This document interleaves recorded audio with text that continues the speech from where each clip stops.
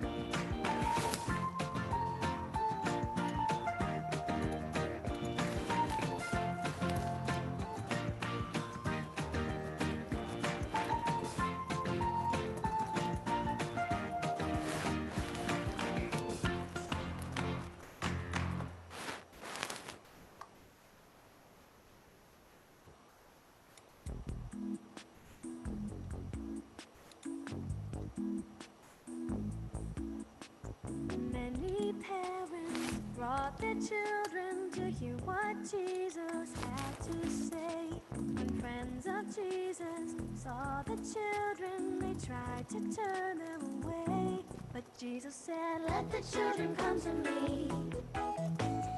Children know love that is simple and true. Let the children come to me. All should learn to love God as little children do.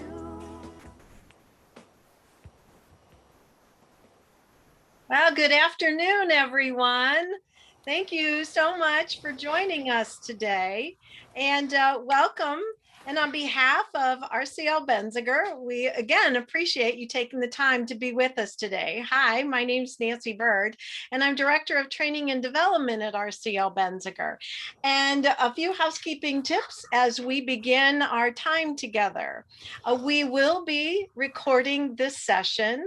And so you can sit back, relax, and within about 24 to 48 hours, we will send that link to the recording as well as Pam's handouts. Pam will present. Our agenda today is Pam will do a presentation for us for approximately 35 to 40 minutes, followed by a Q&A. So locate that question and answer and chat feature. And as you think of those questions, go ahead and send them in, because our team at RCL Benziger will be monitoring the chat and questions and answers and give them to Pam during her presentation. So we will go into about 45 minutes, but also know for those of you in Ohio, Pam will extend her presentation for an additional 15 minutes for a total of 60 minutes for your OCCRRA credit. But please know, all of you are welcome to stay for the full 60 minutes if you'd like to. Again, for those of you in Ohio, our local sales representatives will be reaching out to you to make sure we have your PIN number and everything so that we can make sure you get your credit. And also for the rest of you, we can provide certificates of participation. So without any further ado, we want to introduce our presenter today, and hopefully you know her and you've had the opportunity to spend time with Pam previously. And so Pam Perrino is an early childhood advocate, educational consultant, and former preschool teacher. And I think that's one of the best ways, right? That you've been in the classroom with the little ones. She's worked as a child care center director with the NAEYC and professional development coordinator for the Ohio Association for the Education of Young Children. Pam also serves as adjunct professor in the Early Childhood Leadership and Advocacy program at the University of Dayton. Currently, Pam serves as a member of the Ohio Child Care Advisory Council and Ohio Professional Development Network. So she's a busy lady. And so we're always excited when Pam takes time out of her crazy schedule to spend time with all of us. So without further ado, there you go. Anne or Pam, I turn it over to you. I think I've got my PowerPoint up. Nancy, thank you so much. And I was telling Nancy right before we went live with all of you, the one thing I love about presenting to my colleagues in early childhood is that you're just so grateful to be together. So I don't feel nearly as nervous when I'm with my fellow colleagues. But I want to thank you for joining us today. I'm so glad that you found some time to join in your day, because I know how busy it is. The last 12 months have been so different for all of us. And I want you to know I appreciate you and your commitment to young children, especially during this pandemic, because I know it's not been easy. I know you've been considered essential workers in supporting young children and families during this pandemic, and it may have not always felt like you were treated as essential. You've been working through these uncharted waters, and I appreciate you and thank you for all the effort and commitment that you've given to ensure that our children's and families' needs are met to the best of your abilities. I'm Pam Perrino, and as Nancy said, I'm an early childhood advocate and educational consultant. And I'm so honored to be with you today and so inspired by you and grateful that Kendall Hunt and RCL Benziger is sponsoring this presentation. When I was kind of reflecting when we first started this conversation about what we would present with you, I saw this graphic and I thought, wow, this sums it up. Has teaching during the pandemic felt a little bit like you're trying to build the plane while you're learning to fly it all at the same time? You're not alone.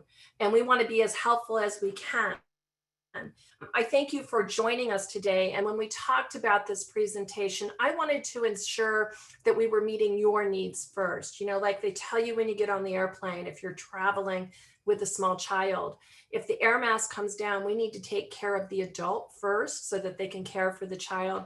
So my goal today is to work with you to look at some self-reflection activities and strategies that you might want to use to check in on you and your abilities to operate effectively before we start talking about the big emotions that come with navigating small children.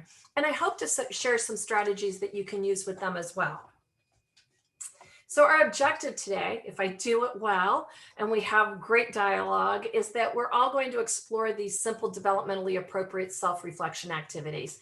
We're going to find some that are going to work for you, and we're going to find some that work for the young children. But I would like to start in prayer with you. So I'm going to ask all of you, because I'm sure you're probably trying to fit this in the midst of a busy day. So I'm going to ask you all just to take a deep breath.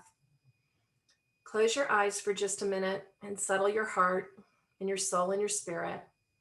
And I'm going to ask us to begin in the name of the Father, the Son, and the Holy Spirit. Amen. Holy Spirit, we pray for you to be with the teachers everywhere who are responsible for our children's education. Put your righteousness in their hearts and your words on their lips to share with the children in their daily care. May classrooms not only fill students with knowledge, but also wisdom, discernment, integrity, and faith. Amen.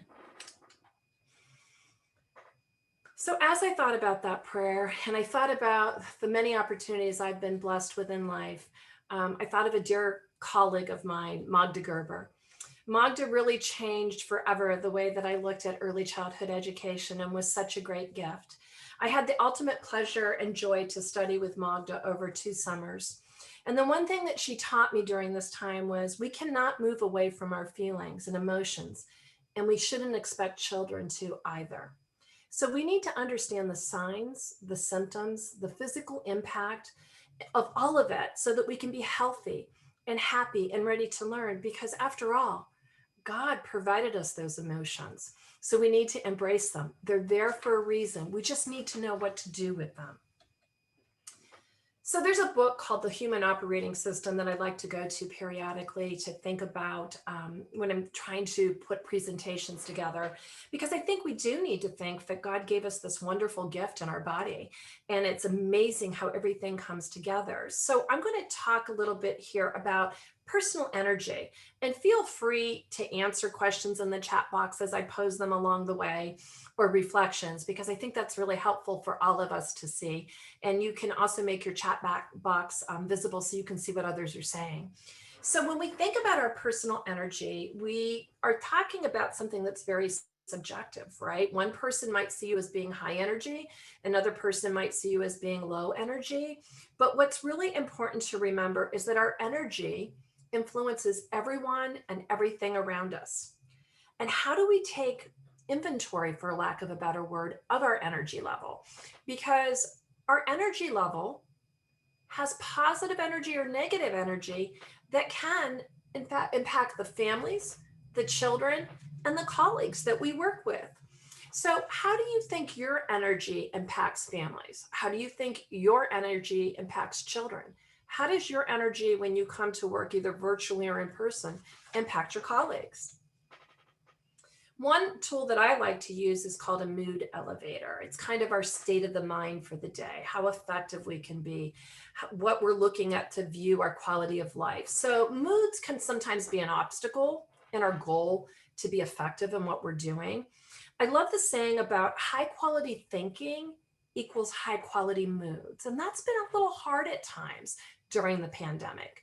And we know that low quality thinking equals low quality moods. You know, I have a colleague that shared a quote with me, and she said, you know, the glass isn't half empty or half full, it's refillable. What a game changer that is. Remember, the glass isn't half empty or half full, it's refillable. That's a positive energy thought. So I want you all as participants to think for a minute about your work during this pandemic. And I'm sure there's lots of emotions that arise with this.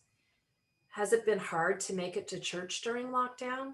I know for me personally, I'm asthmatic and I just recently got the vaccine, and I am waiting for the day that I can make it back to church, because that's really been hard for me to miss my church family. I've watched them on TV, I've watched them on social media, but it's not the same thing as being with them. In what way have you worked to keep your Catholic faith alive and well during stressful times? How has this impacted your mood and your ability to do and function? Because when we change the mood and it changes with us, we have to be able to embrace it. You know, the pandemic has enabled you or required you to do things a little bit differently than before. And I know that when I've talked to educators across the country, there have been some that have said, you know, the pandemic has made me actually talk with my families more, and I don't want to lose that. I'm actually in more contact because I've been forced to, and I need to figure out a way next year when we get back to how I keep that connection. So a tool I like to use around the mood elevator is this thermometer. And I like to keep it sometimes in my office or underneath my desk blotter, or maybe you're going to hang it on the wall. And you can see it goes from grateful all the way down to depressed. And the reason that the word frustrated is in red is because that's a danger zone for us on our mood elevator. Let me explain a little bit more. Let me think of when you're viewing a child's behavior. It could be viewed as curious, since they're trying to discover something new, or we could view it as kind of being irritated. It's up to us to kind of flip it and try to keep it in that positive mood elevator above the frustrated. Example, instead of looking at a parent's inquiry into why they require a certain policy in your program because they don't like it, we could look at it as wisdom or knowledge, or the intent to try to understand our reasoning. I know that's really easy to say and sometimes hard to do, but it is our responsibility to be in control of our energy levels to the best that we can. Don't get trapped at the bottom, below that curious, because it's dangerous. Turn to your faith at those times when you get too frustrated, and keep your faith in front of you. Remember, God loves you. There's only one of you. There is a reason why he created you and wants you to be with children. So we have a responsibility to keep our moods above the frustrated. How can this concept help you regulate your emotions? Keep it visible in your workspace. Share it with your colleagues. Maybe even use it with the children in your classroom. And we're going to use a technique a little bit later that I'm going to share with you that's a little bit more user-friendly for younger children. As we look at this inverted pyramid, we really call this a result cone, okay? And it's kind of the power of thought. Worried thoughts equal worried feelings. Helpful thinking equals helpful feelings. I want to share 2 thought habits with you and see if they resonate with you. The first thought habit is, in order for me to win, someone else has to lose, versus we're all in it together. So the behavior here is unhealthy because it creates competition within a company or a team, people unwilling to share information or resources because it's competitive. The results equal time wasted, energy wasted, defensive posturing, having to reinvent the wheel when someone else has had a really good idea, and our productivity decreases and the cost of what we're doing increases, and needs don't get met. Let me share a second thought habit with you. If I can't say something nice, I shouldn't say anything at all. We've all probably heard that from our parents at times, but let me flip it a minute. Let's not think of it that way. We need to think of it versus giving constructive feedback and appreciation. It's important in developing a team. So let's think about this behavior. People are reluctant to coach or mentor or to share ideas or developmental feedback. The result is people unknowingly waste time. They aren't willing to think and brainstorm because it's not a safe place. Most people are kind of unaware of this connection between their thinking and the results it causes. And I'm going to back up and say that it's not that they're unaware, it's just that they consciously don't think about it. So what I'm asking you is to be more present in the moment and think about your mood and how it's impacting the others. I love this one. You know, part of the reality of what's happening to us, the pandemic, depends on the perception that you have, right? if we think like Jesus has taught us, we may begin to incorporate some of the actions and virtues that Jesus has taught us when working with our children and families. So depending on what side of the numeral that you're standing on, you may be seeing it as a 6 or a 9. And we have a responsibility as Christians to stop, take a deep breath, calm down, and try to walk to the other side of the number to see what that parent is seeing, what that child is seeing, what that colleague is seeing. And that's really hard when you're in a brain state of flight or fright. And we're going to talk more about that because that's a technique you can use for you and your children as well. And I know this sounds really easy and it's some of the common sense stuff, but I think we just need to slow down, write a few of these techniques somewhere, and remember them when we get really upset. Okay, if you're with a group of people, don't share what you're seeing right now. So I want you to look at this for a minute. And I want you to write down the first thing that you see when you look at this picture. Some of you might have seen the white material, which are angels. They lie, I can't get my cursor on it, that's okay.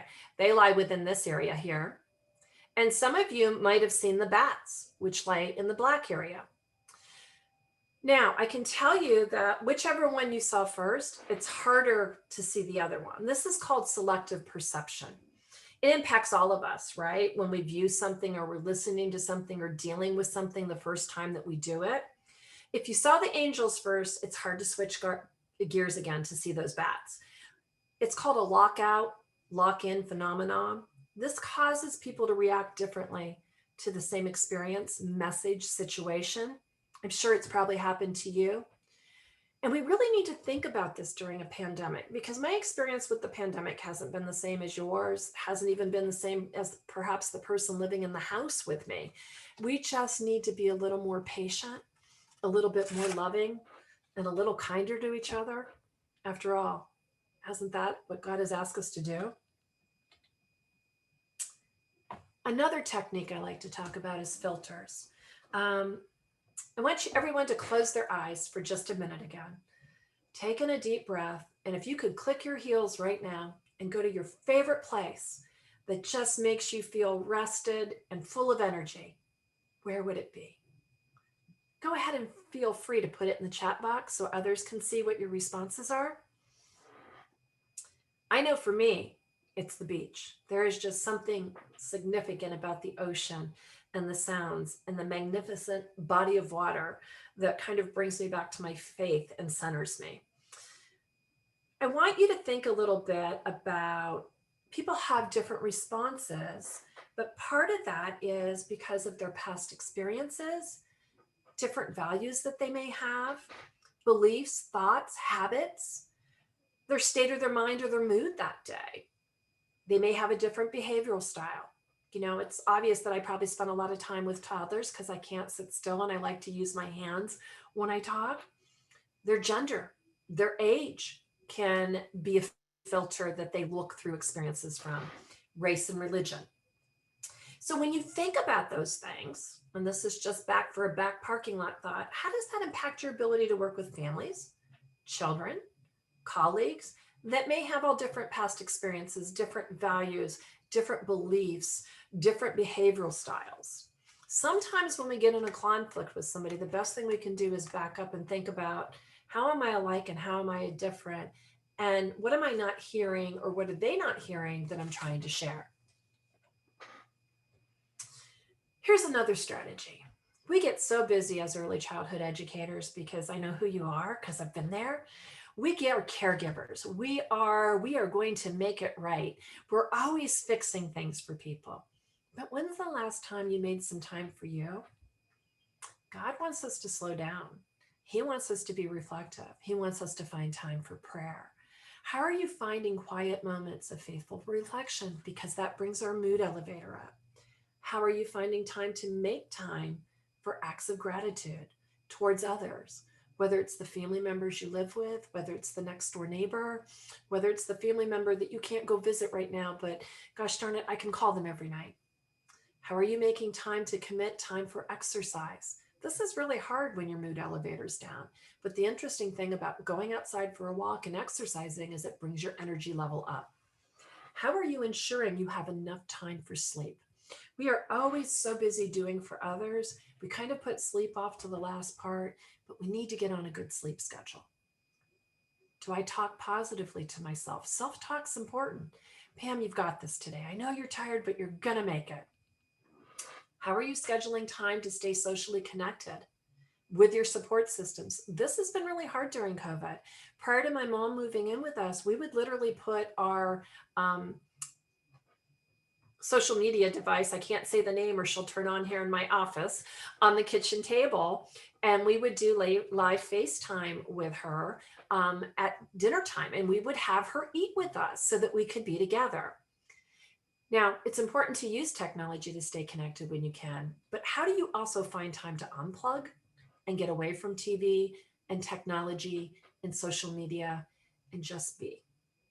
I love to sit on my front porch, watch my spinners, and watch the kids play outside. It kind of reconnects me. Now, I know you might think I'm looking at things through rose-colored glasses. I'm not suggesting that everything's always okay. I'm just trying to give you some strategies to help on those days when you're having a hard time. We are going to move forward here and reflect on some things we can do with kids to look at their moods and help them adjust. And some of the strategies I'm going to share with you that we should use with children, I'm going to suggest they might work with the adults too in our life, maybe even our colleagues or spouses, because they're really good techniques.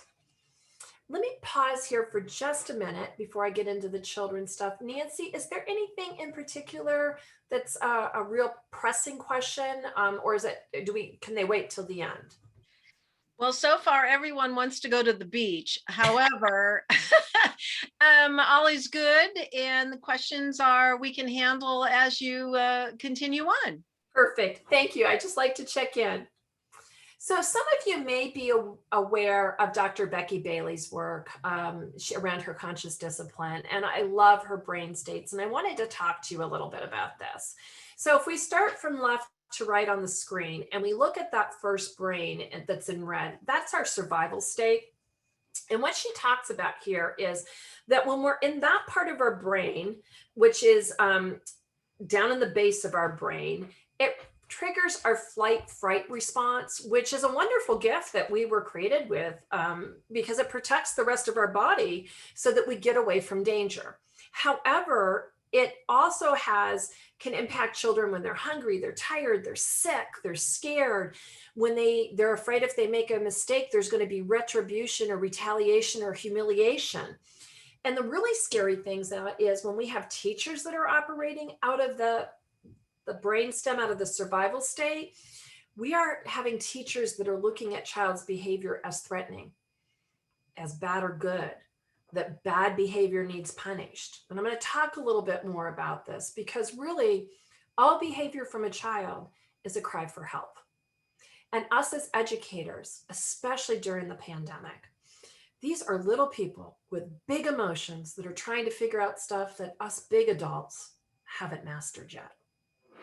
The next level is kind of what we call the midbrain, the limbic system. This is our emotional state. This occurs in the middle of the brain.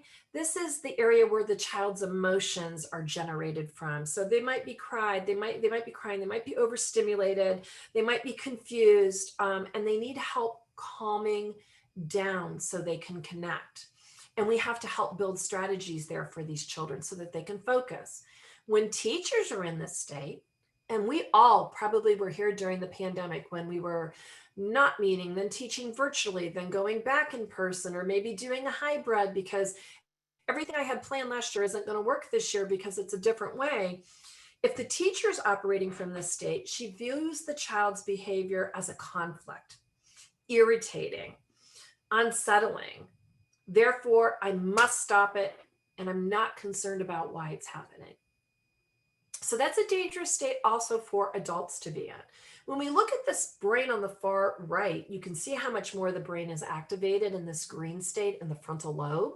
And this is called our executive function state. This is where we are able to, from the front lobe, have self-regulation, make good decisions. We're able to learn here. This is where children and ourselves need to be to have optimal learning experiences. When the teacher is operating from this state, they're able to look at the child's behavior as a cry for help.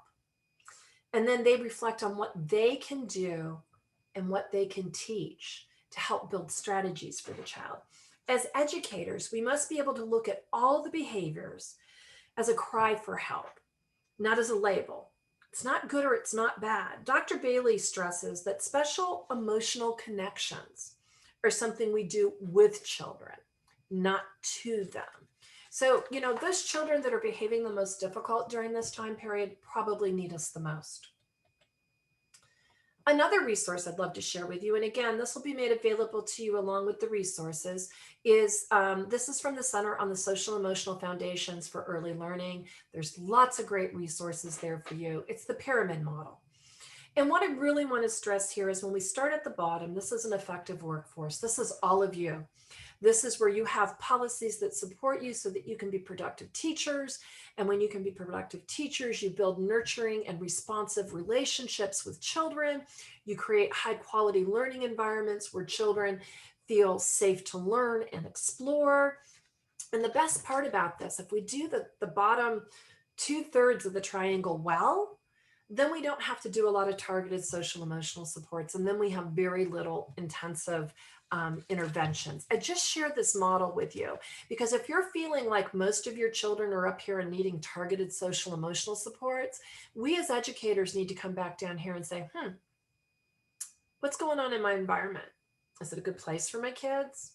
Or maybe I need to move down further and say, are my children's social emotional needs being met? Where are they at in their brain states? Because I can't get to all that stuff. And I know some of you are feeling really, really, really pressured right now around test scores and getting ready for next year. And I'm going to tell you right now, and I want you to hear me. If you want children to have great test scores and do well academically, they don't care what you know until they know you care. You have to connect with them. You have to make sure they're in a safe place. The other stuff will come when they feel loved, when they feel secure. Here's another tool that you can use. Again, this is from the CCEFL website.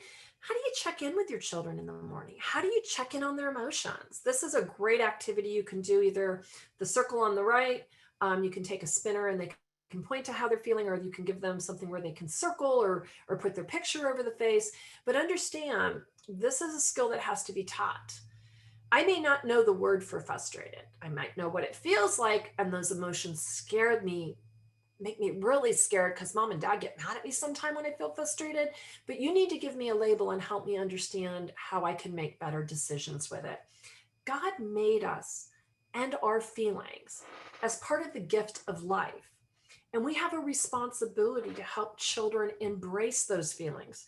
Sometimes they're big, sometimes they're ugly. Sometimes we have big, ugly emotions, but it's okay. What we do with those is the difference between being effective as a professional. Now, here's another strategy, and this is just a big overcurse of it, and there's more information. This Flipit is a strategy from the Devereaux Advanced Behavioral Health, and it helps us respond to little people's big emotions. So the first step is you acknowledge the child's feelings. You give it a name. You have them talk about their feelings. You help them identify what that feeling is and what happened to make them feel that way. They've got to be able to identify it first before you can do anything with it. So the second step we do is we begin to set some limits. We remind the children of our expectations that you have for their behavior.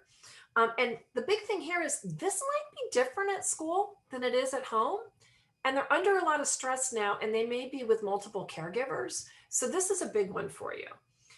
Number one, these limits should be simple. I sometimes go into classrooms and see a list that runs the height of my body for classroom rules. Little ones have 5 hands.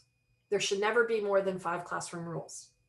So we need to think them out well, and they really should be helping us create them. And then we need to make sure that our environments are consistent, they're safe, they're built on respect, and they're built for the little people that are in them. The third step we do is inquiry. We encourage children after we've identified that feeling, given it names, we've talked about when you feel like that, you can do this and that.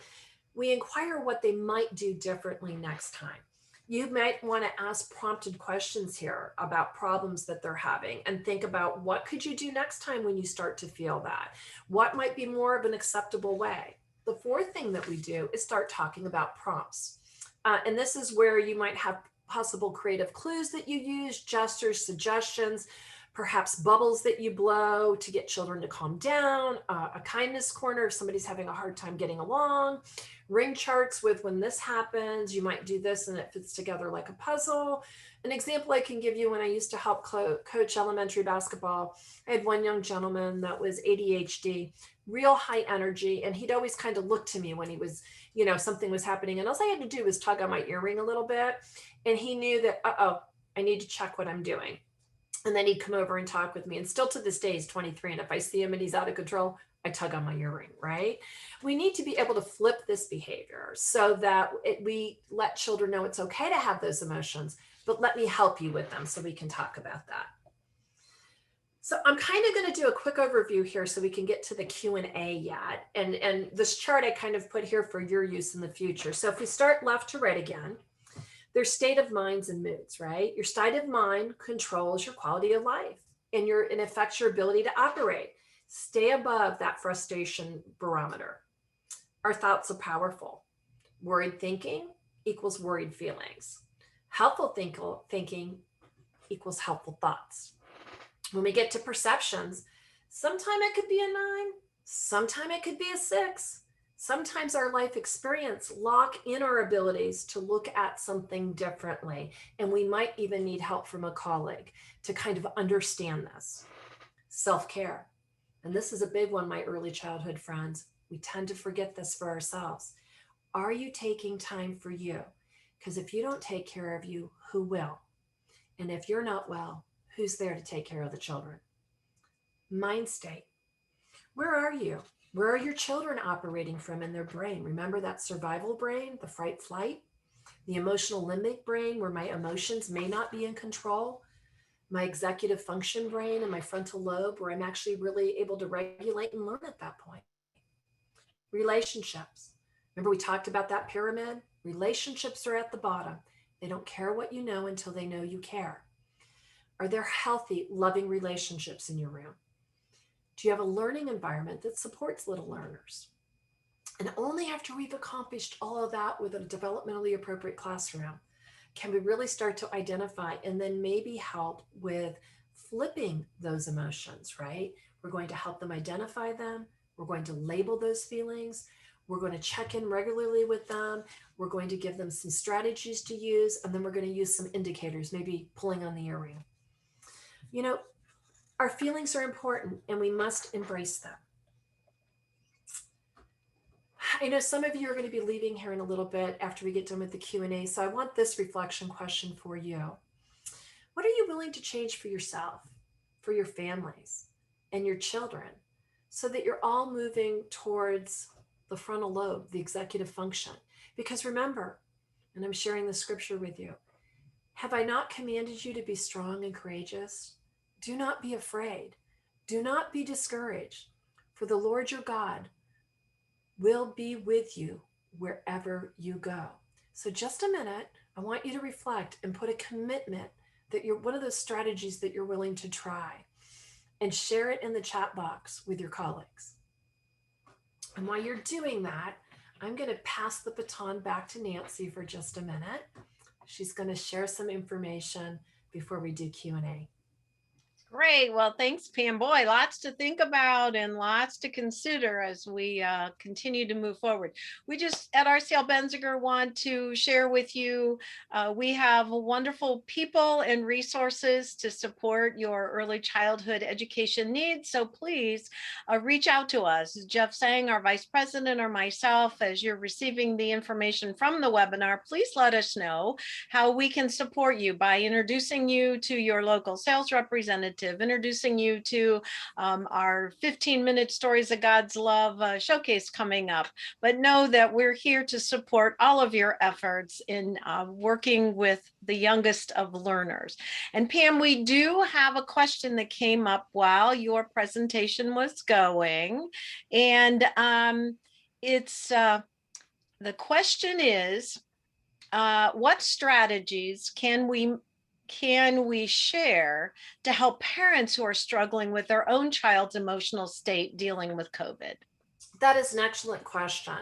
And I would suggest any of the strategies that I shared with you for adults are great strategies to share with families. I think one thing is it's really good for us as educators to let them know this has not been easy. And sometimes as adults, we have to check in on us first. So I would start with sharing strategies for parents to see where they're at the moment when they're responding to their child, because responding to our child out of anger instead of out love is not a good place.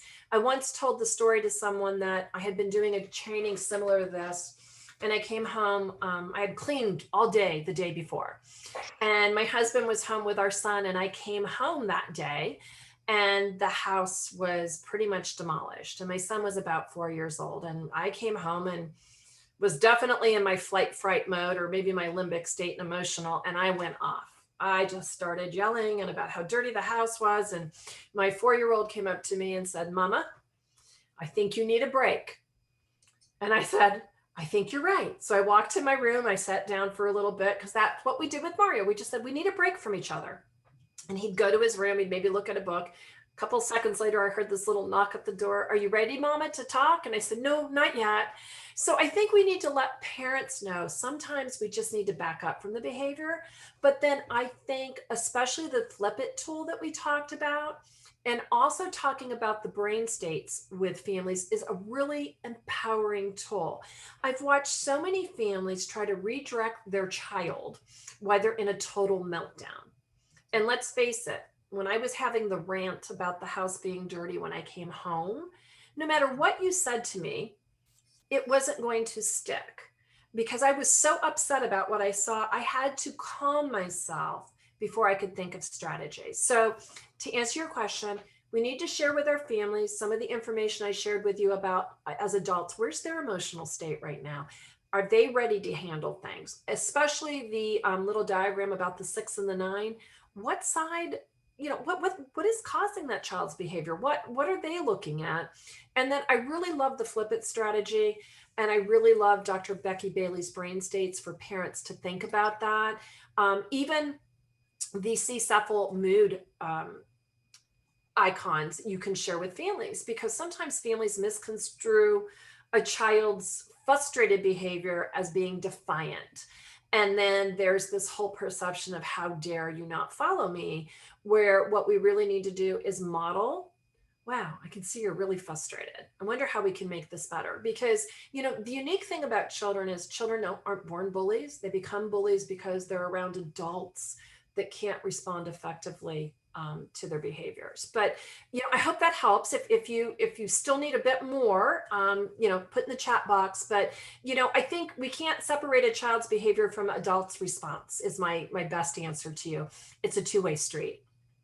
Great. Well, and there's some excellent suggestions that are popping into the chat box about when I take attendance each morning, instead of kids saying here, I ask them to give me a word or sentence or how they're feeling that morning.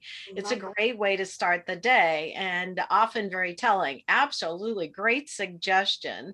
And another person said, I'd love to have this information shared with parents at the beginning of the year. So I think you've given them great resources for that parent meeting at the beginning or the conclusion of the year. Absolutely. So, the information I have in here is public domain, and that's the reason I chose it. So please, you can look for those resources and share them. I think at the beginning of the school year, talking about the way you're going to respond to children and asking parents if they can support that is a wonderful tool for the child, that people are responding the same way.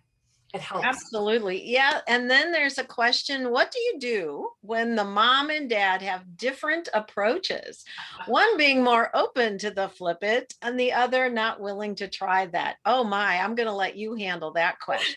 That's a really good one. And, I don't think there's any family, I can speak for my own at least, that, my husband and I have similar backgrounds, but yet very different. So I think the best thing we can do, and again, at the beginning of the school year, especially, empowering families, some of those filters that I talked about and some of those, habits that I talked about, I think it's really important to help, it almost sounds like marriage counseling, right? But helping mom and dad talk about their belief systems and the way they were brought up. And then, almost creating a plan for how they want to respond to their child, and it might take a little compromise. My husband always thought I was just too tough on our son. Our son's dyslexic and my husband's dyslexic.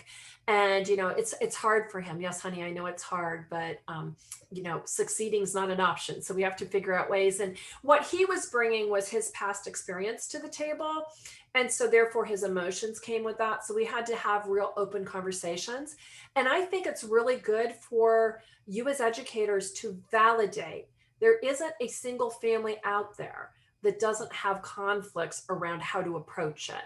But having those conversations after the children are in bed and not in front of them, and planning a strategy is the greatest gift we can give our children.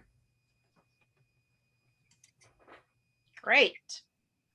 All right. Any other questions? Some of the questions were again about, you will be receiving the recording to this presentation along with a PDF of Pam's PowerPoint. So you'll be able to have all those great charts, and also we'll include a participation certificate. So you'll have that for your files as well. Let's see if another question came up. Suggestions for a child that goes to flight or fight with any problems. Yeah. Oh, would you Yeah. would you provide suggestions for a child that goes to fight or flight without any problems? Yeah. So this child probably lives in the limbic state most of the time. And the greatest gift we can give that child is to help them not be there. So as an educator, this is, and you say it's all the time, and I'm not saying that it doesn't feel that way, but we need to discover what the triggers are. And remember when we were talking about the Flipit, we need to give language to the child, but not when they're in the flight fright. So when they're experiencing this just total upheaval and they can't calm themselves down, we need to find strategies that will make it a safe environment. I'm going to use an example of a little young girl that I had in my classroom. She was about 2.5. She had gotten kicked out of 3 preschools before she got to our program. Her mother was drug addicted and the aunt was raising her. And I promised the aunt we would figure something out. This was going to be the last program that she attended. She was going to find a home with us. This child had some over-responsive reactions to things because of what she had experienced in utero. And what I found after much experimentation is she was not ready to enter the group when she got to the room. So I bought a rather inexpensive, and I'm going to age myself, I think it was $1.99 back then, I don't know what they cost now, wash pan that you might use in the sink. And I would put manipulatives in there, everything from silly slime to rice to material, and she was very tactile. And I would let her go there anytime that she was having trouble with a transition or that she just wasn't ready to be in the group. So what I did was validate her that I knew that this was scary. I knew this wasn't working well. And I found something that worked for her tactile. And I have to tell you a little story. I actually ran into her about 3 years ago at a child abuse convention. And she was the waitress, and Derek Clark, I don't know if you ever heard of him, was presenting, and he came up through the child abuse system in California. And she came up to me and she goes, "Do you remember who I am?" And I was, at first, I knew her when she was 2. She told me who she was. And it just brought tears to my eyes because she says, "You are the first person I remember in my life making school okay." And the good news is she had graduated high school, was married with a child, and was getting ready to graduate college. So you all have that potential. It's just finding the magic sauce and taking the time. So the child that's in that flight fright, you need to make it okay for them before you can teach. Absolutely. We've got some great questions coming up. So one of them is, what is the origin of the Flipit strategy? So the origin of the Flipit strategy comes from the Devereaux group, and it came about as finding a technique to work with children to kind of redefine and address those emotions. And if you go to their website, which is listed in and you can find more in depth, and I gave you a very simple 3 minute overview. They have a lot more great resources because I'm all about, I'm not a rocket scientist. I just want to share with you what I know and then lead you to those paths. So I hope if you really like that, flip it and you find some time, but there's research out there. Devereaux has done quite a bit of work on that, and they have white papers out there that really show that that's an effective strategy. Great. So I'm going to, oh boy, they keep popping up. So I think Ann Battis is going to come on, and you were muted, Ann. So I want to make sure you're unmuted now to be able to help with some of the questions. We have many questions, Pam. Thank you. They are really very good. Another question talks about suggestions for a child who is acting out when you try talking with him and says, I don't want to listen to you. Thus, there is no change in the behavior. So that's a good one. Sometimes we have to check in as adults, and we have to see where we're talking to them, where's their mental state at that time. I know for me personally, for my son, and when I taught in preschool and infant toddler classrooms, some children needed movement in order to be able to talk. And some of us, depending on the way we were brought up, were told, no, you look at me when I talk to you. No, I'm over here, pay attention. And for some children, that's really frightful. So I would suggest letting this child calm down. And some people, well, I have to address this behavior right now. No, you don't. You need to let this child calm down. And then away from the other children, have the conversation with them. So I hope that helps a little bit. Pam, another strategy really deals with blended families who might have different faiths. So any tools for blended families where maybe one household happens to be Christian and the other is not? I love this question because I was just talking with a colleague this morning that is a strong practicing Catholic, and she worked in a Jewish program. And people are like, how can you do this? Like, look, we need to find our commonality, not our differences. And she goes, I'm able to work there because I'm sharing Bible stories.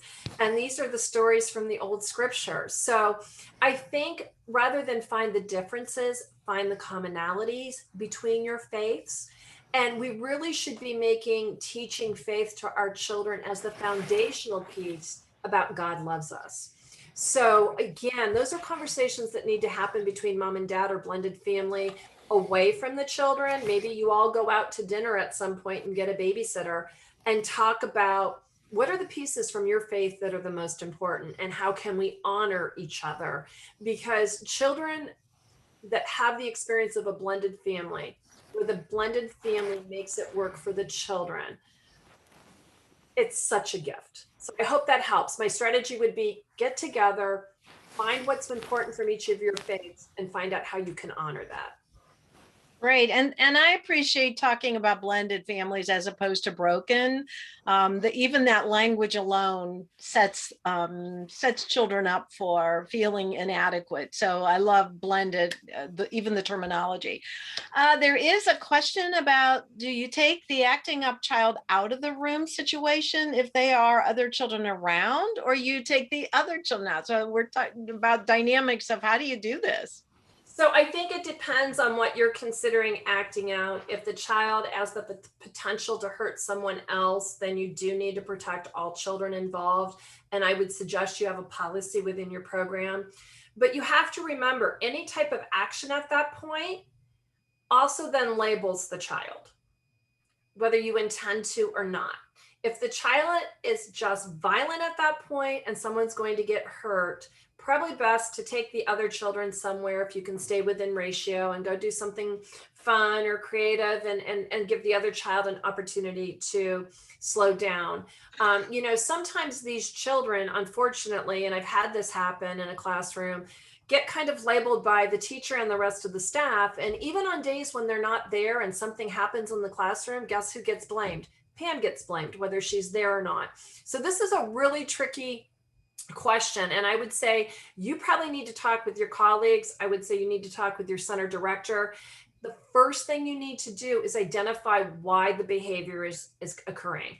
Because if we can eliminate the trigger, then we can keep the child functioning in the group setting. And maybe we also need to include the family in this conversation, but you need to have a unified front on this. And you need to make sure that you're not socially distancing this child from the rest of their peers by your reaction.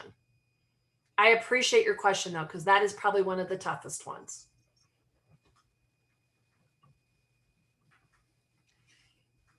Okay, Anne's going to take the Q&A. There's one other one there. One of our participants said learning and reading about a technique called tapping. It's an easy, quick method for children to decompress their feelings to a better place. Yeah, tapping has been really on the rise here lately. And I know I've attended a few sessions, and it might be something you want to look into if you're comfortable with, because it's easy, it's portable, and you've always got your fingers. Andy, you want to check that last Sure. Q&A? Sure. The question is, Pam, is how do you address a classmate or a sibling trying to parent the other child? Wow. Yeah, and that can happen a lot just by the structures of our families. Let's take it from the family perspective. That's a conversation you need to have within the family for the sibling. My next door neighbor, and I'll use the example, has a wonderful big brother and a younger sister, and she has to remind him sometimes, I really appreciate you're trying to help your sister, but next time come get me. This is a parent thing, and you just need to be our brother. And then within classmates, sometimes debriefing with them and saying, I noticed that you were trying to get Pam to stop that. Can you tell me why? And then debriefing with the other child and helping the two children work together, because maybe that other child is also stressed and trying to intervene because they're trying to make everything okay, and they don't know how to help that child. So, you kind of need to step back again and see what the situation is on that, because perhaps that child that is trying to parent or redirect may just be a very loving, nurturing child, and they're trying to be helpful. And you may need to have a conversation about how they can best help, because we can't always help everybody depending on our skill set. We're going to go back to the Devereaux model again, Pam, with another question, and that is, what's the name of the Devereaux workshop materials that was used in the 2000s? It offered the Song of Resilience by David Kisor. Right. And, I'm drawing a name blank. I'm over here looking through my notes, but if you go to the website, that still hasn't changed. Okay. They've just added on to it. And, Devereaux does a lot on resiliency. They also do a lot on working with the families as a multiple layer approach. So if you go to their website, which I've included in the resources, you can dig a little bit deeper in that. I don't know if the music is out there for public domain, but they have a robust website, and again, I bring these things up just to kind of remind us that we're not alone, and there's lots of research out there. But I appreciate you asking that question, and maybe one of our colleagues may know the answer and could put it in the chat box for us. There we go. And back to a few discipline challenges. How do you handle a child who is behaving in an explosive way when you are the only teacher in the room? Yeah. So explosive children are difficult, and this is going to sound quite contrite, and I don't mean it to. As an educator, what I used to do, I had biters, I had explosive children. I actually would keep a little notebook with me, and I would track the time of day and what was occurring. And as much as you tell me, no, it occurs all day long, it doesn't. It may feel like that. But if we can identify what the triggers are, then when you're alone in a classroom, the goal is to avoid the trigger and redirect the child from the trigger. That doesn't help you immediately, but our role as educators is not to be the teacher, but the facilitator of the learning environment. And what we really need to do is to be, I want to say, a detective, and figure out what's triggering that child. So if you can prevent it, it's a much better technique.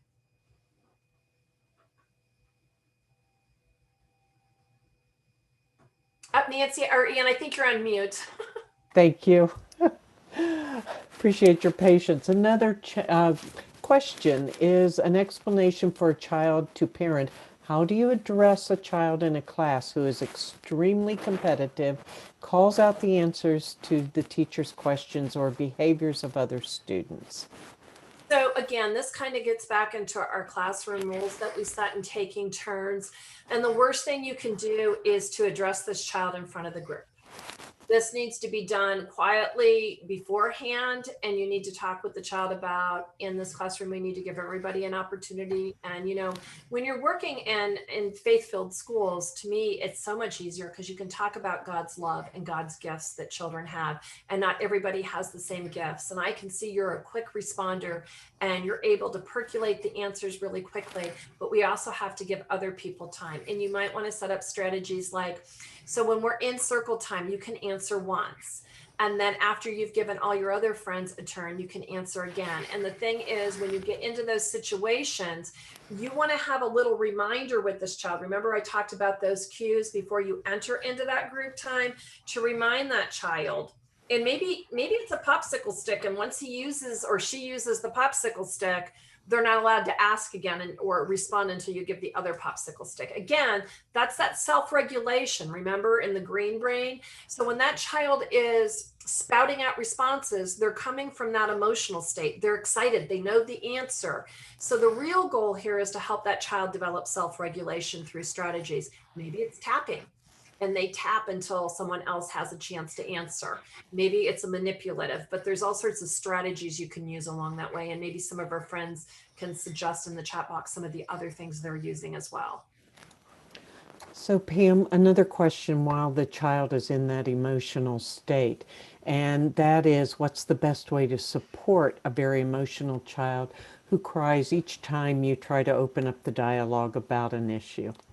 I think the big thing with the emotional child, once they've calmed down, if they get emotional again, you need to validate that emotion. Remember, we talked about you need to label it. Some children do well with touch, other children do not. But again, not in front of other children. If they get a little emotional, say, may I hug you? I can see you're really upset. And then you need to ask, are they sad? Are they mad? Are they angry? Why are they crying? Because we're making assumptions to why they're crying. Are they afraid they're going to get in trouble? For some children, they may come with fear from where they were at before, and they may not be being responded to in other places in a positive, supporting way when they can't handle their emotions. So therefore, their emotions scare them even more. So you need to make it okay for them to be emotional. Remember that Flipit strategy. You got to give a name to it. You got to justify it, but then you kind of have to talk about what they might do differently next time. But please don't do it in front of the other children, because that just sets them off more.